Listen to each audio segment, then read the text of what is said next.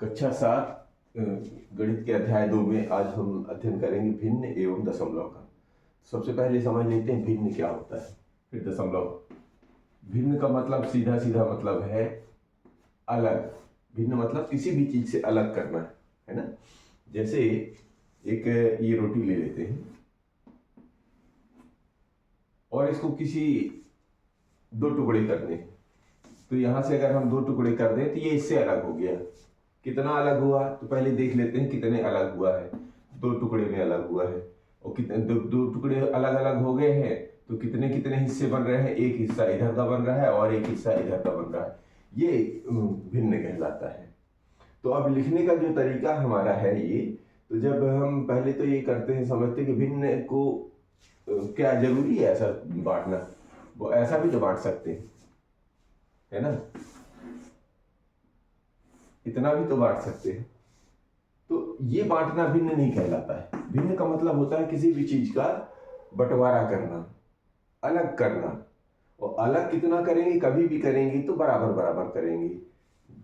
जैसे इसी को अगर 3 भागों में बांट दें तो बराबर बराबर बांटेंगे तो ही भिन्न कहलाएगा। अगर बराबर बराबर नहीं बट रहा है तो भिन्न नहीं कहलाएगा। तो बराबर बराबर बांटेंगे तो कितने भागों में बांटा, 3 भागों में बांटा, तो हर हिस्से का नाम हो जाएगा एक।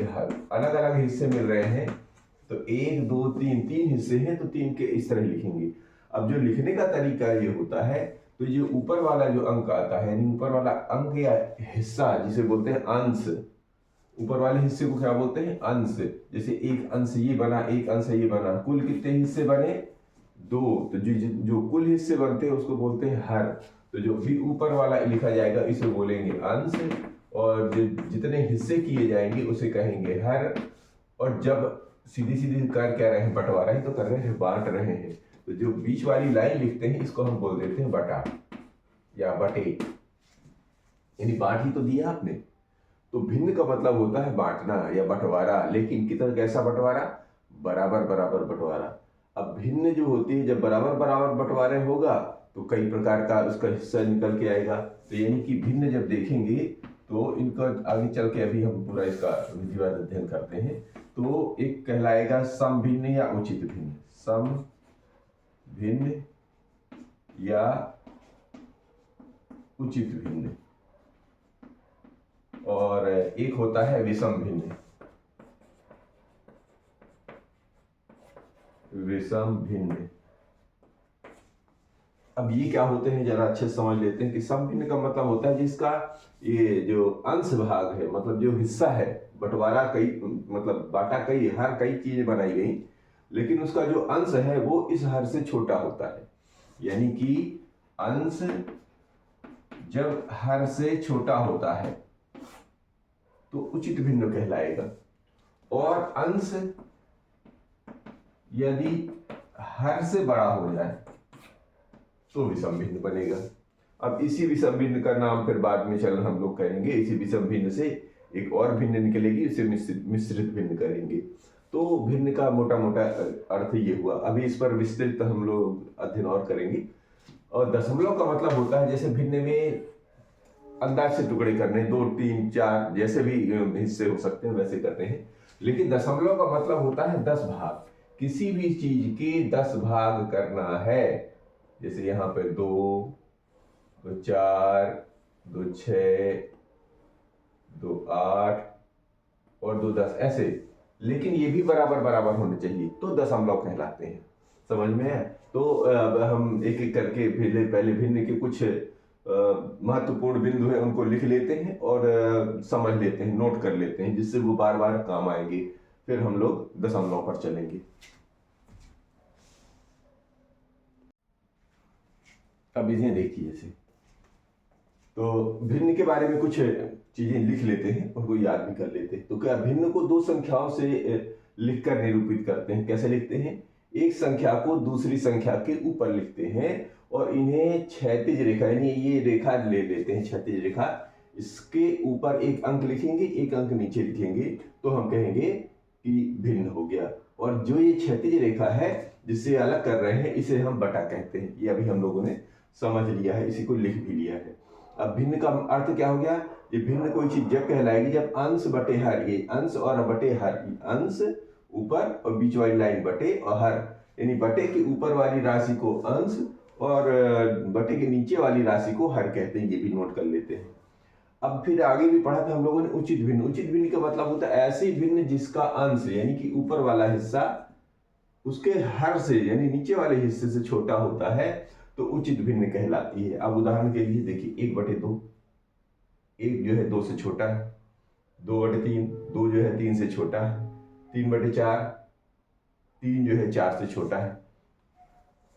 तो उचित भिन्न का मान सदैव 1 से कम होता है। यह संपूर्ण को एक भाग के रूप में निरूपित करती। देखिए 1/2 का मतलब क्या हुआ, 2 टुकड़े किए थे ना, तो इससे हमेशा आप 2 का भाग देंगे 1 में तो नहीं जाएगा ना, इसका मतलब 2 एकम 2 कम आ गया। 3 का भाग देंगे 2 में तो 3 एकम 3 जाता है क्या, नहीं। 4 का भाग देंगे 3 में तो नहीं जाएगा ना, 4 से कम है। यानी कि नीचे वाले हिस्से से ऊपर वाला हिस्सा छोटा है, तो जब भी कभी भाग देंगे तो इसका मान हमेशा 1 से कम आएगा। और ये जो 1 से कम आएगा वो क्या बताएगा, यह संपूर्ण के एक भाग को निरूपित करता है। यानी जितने हिस्से ये बने थे इनको टोटल इकट्ठा कर दिया जाए तो उसका जो एक हिस्सा होगा वो बताएगा क्या, जो भी 1 से कम मान आएगा वो उचित भिन्न का मान होगा। अभी इसका करके भी देखेंगे प्रैक्टिकल। फिर विषम भिन्न के बारे में जान लेते हैं कि जिस भिन्न का अंश यानी ऊपर वाला हिस्सा ये नीचे वाले हिस्से से बड़ा हो, यानी अंश उसके हर से बड़ा हो, तो विषम भिन्न कहलाती है। जैसे यहाँ पर देखिए 5/3, 5 बड़ा है 3 छोटा, 7/4 अंश बड़ा हर छोटा, 9/5 अंश बड़ा हर छोटा। तो विषम भिन्न का मान 1 से अधिक होता। देखिए कभी भी जैसे नीचे वाले अंक का ऊपर वाले अंक में भाग देंगे, जैसे 5 भाग देंगे 3 एकम 3 यानी 1 से बड़ा आ गया। यहाँ पर देखेंगे 7 में तो 4 एकम 4 तो भी कुछ बच रहा है, इधर भाग देंगे 5 एकम 5 तब भी कुछ बच रहा है। यानी कि जो विषम भिन्न का मान होगा वो हमेशा 1 से अधिक होगा। और जो 1 से अधिक होगा तो उसको कैसे करेंगे, उसको ऐसे लिखेंगे कि विषम भिन्न संपूर्ण एवं उचित भिन्न का संयोजन होता है। यानी कि जब हम इसमें भाग देंगे तो कुछ न कुछ एक पूरी संख्या आएगी। संपूर्ण मतलब पूर्ण अंक आएगा, पूरा संख्या है ना, पूरे अंक आएंगे। यानी 1 या 2 या 3 या 4 ऐसे 1/2 3/4 ऐसे नहीं बचेगा। तो वो जो पूरा जो अंक आएगा, जैसे यहाँ पर 2 समझिए उचित भिन्न संपूर्ण एवं उचित भिन्न का संयोजन होता है सर, मतलब एक पूरा आएगा और एक टुकड़ा आएगा। टुकड़ा कौन सा होगा, वो जो उचित भिन्न का टुकड़ा होगा। कैसे, जैसे यहाँ 2 सही 1/2, तो इसमें क्या हुआ, 2 हुआ संपूर्ण और उचित भिन्न देखिए 1/2 यानी अंश छोटा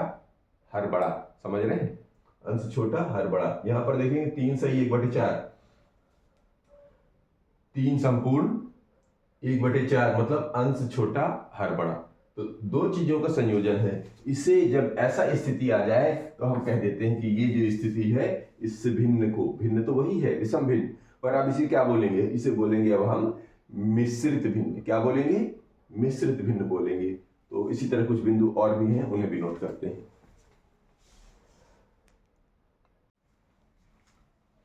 भिन्न का गुणा करते, अब यहाँ पर जो 5वां बिंदु है, भिन्न का गुणा करते समय अंश का अंश में और हर का हर में गुणा करते हैं। अर्थात भिन्नों का गुणनफल अंशों का गुणनफल बटे हरों का गुणनफल। कैसे, अब एक उदाहरण लेते हैं। जैसे मान के चलें कि एक भिन्न है 1/2 और एक भिन्न है मान लीजिए 3/4। देखिए दोनों उचित भिन्न है, ठीक है, या कोई से भी भिन्न, ये तो कैसे भी भिन्न हो। अब करना क्या है, ये इस वक्त उचित भिन्न से लेके रहे हैं, तो तब भी हम क्या करेंगे, या 4/3 कर लो, चलो 4/3 कर लो, एक दोनों अलग अलग टाइप की दिखने लगे। तो इनका गुणा करते समय क्या करना पड़ता, ऊपर वाली भिन्न का अंश के वाले अंश का अंश से और नीचे वाले का नीचे, 3 दूनी 6 ऐसे किया जाता। यानी अंश का अंश में गुणा, हर का हर में गुणा, ऐसे करना है। अब 2 उचित भिन्नों का गुणनफल गुणा किए गए प्रत्येक भिन्न से कम होता है। जैसे मान लीजिए अभी यहाँ लेते हैं, मान लीजिए एक उदाहरण लेते हैं 1/2 और एक ले लेते हैं मान लीजिए 4/5 ले लेते हैं। ये देखिए उचित भिन्न है। अब क्या करना है, इनका गुणा करना है, तो गुणा करते हैं। उदाहरण उदाहरण कर लेते हैं। तो ऊपर का ऊपर में गुणा 4 एकम 4 और 5 दूनी 10। इसका मतलब क्या हुआ 4/10। इसका मतलब अब 10 टुकड़े हो रहे हैं, उसमें से 4 हिस्सा, तो 10 का 4 में भाग जाएगा नहीं जाएगा। इसका मतलब 1 से मान कम आएगा। देखिए, दो उचित भिन्नों का गुणनफल गुणा किए गए प्रत्येक भिन्न से कम होता है 1/2। यानी एक किसी चीज का हिस्सा 2 टुकड़े कर रहे हैं, उसमें एक हिस्सा, यहाँ 10 टुकड़े कर रहे हैं 4 हिस्से, यानी छोटे छोटे टुकड़े आएंगे, यानी एक से बहुत इससे कम होगा। 4/5 यानी 5 टुकड़ों में 4 हिस्सा था, अब यहाँ क्या है 10 टुकड़ों में 4 हिस्सा, यानी और छोटा छोटा हो गया। तो इनका जो मान है, इनसे इसका जो इन दोनों का गुणनफल का जो मान है वो इन सबसे छोटा है। ये इससे भी छोटा कहलाया है, इससे भी छोटा कहलाया। इसका मतलब ये हुआ। अब एक उचित भिन्न, एक उचित और एक विषम भिन्न का गुणनफल विषम भिन्न से कम और उचित भिन्न से ज्यादा होता है। यहां पर यदि उचित भिन्न रख लें हम, उधर जैसे उचित भिन्न, और जब इनका गुणा करें और इधर लिख दें विषम भिन्न, तो इनका जब गुणा करेंगे तो इनका जो मान आएगा वो कहीं यहाँ के बीच में होगा, यानी इससे के अंदर की तरफ और इससे इधर की तरफ, यानी ना तो इससे बड़ा बाहर जाएगा और ना इसके अंदर आएगा, यानी यहाँ कहीं आएगा मान। अभी इसका प्रैक्टिकल भी करके आप देखेंगे। फिर दो विषम भिन्नों का गुणनफल गुणा किए गए दोनों भिन्नों में से प्रत्येक से बड़ा होता है। अब देखिए दो विषम भिन्न कैसे आएंगी।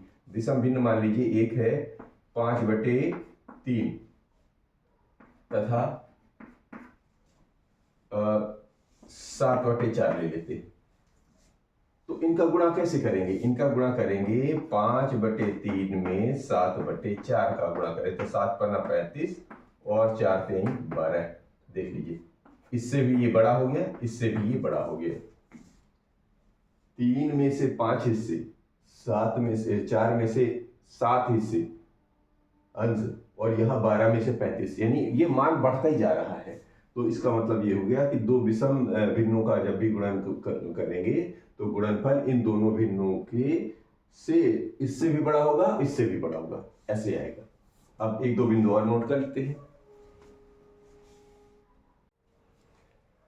9वां बिंदु है एक भिन्न का व्युत्क्रम इसके अंश और हर को परस्पर बदलने से प्राप्त होता है। जैसे a/b है ना, तो a/b एक भिन्न है, तो इसका व्युत्क्रम प्राप्त करने के लिए क्या करेंगे, b/a कर देंगे, उल्टा कर देंगे। जैसे उदाहरण ले लेते हैं, मान लीजिए 3/5 है, 3/5 का व्युत्क्रम क्या कैसे बनेगा, 3/5 का व्युत्क्रम, यानी 3/5 का व्युत्क्रम वाली भिन्न कैसे बनेगी, यानी कि जो ये अंश है और हर को ऊपर ले आइए, अंश को नीचे कर दिए, इसका व्युत्क्रम बन गया जैसे ये दिया हुआ है।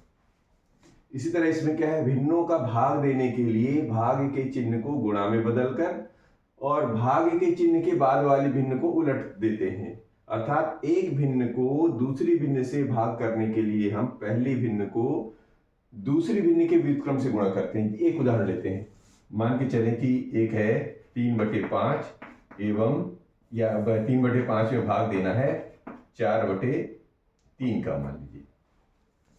तो क्या करेंगे, इसको करने का क्या तरीका है, बोल रहे हैं 3/5 को तो वैसे लिखिए, दूसरी वाली में जो भाग करने के लिए पहले इसको गुणे में बदलिए और फिर इसका व्युत्क्रम कर दिए। व्युत्क्रम क्या हो गया, 3/4 हो जाएगा। 4/3 का व्युत्क्रम क्या हो जाएगा, 3/4।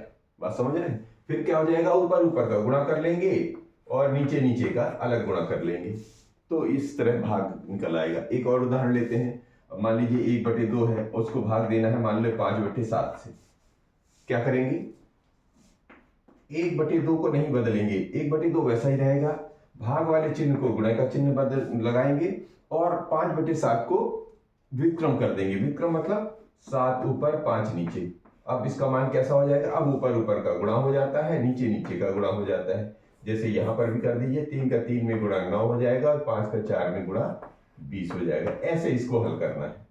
तो इस तरह ये हमारे भिन्नों के कुछ बिंदु थे 10। अब इन पर हम कुछ सवाल हल करेंगे, फिर इस पर आगे धीरे धीरे बढ़ेंगे।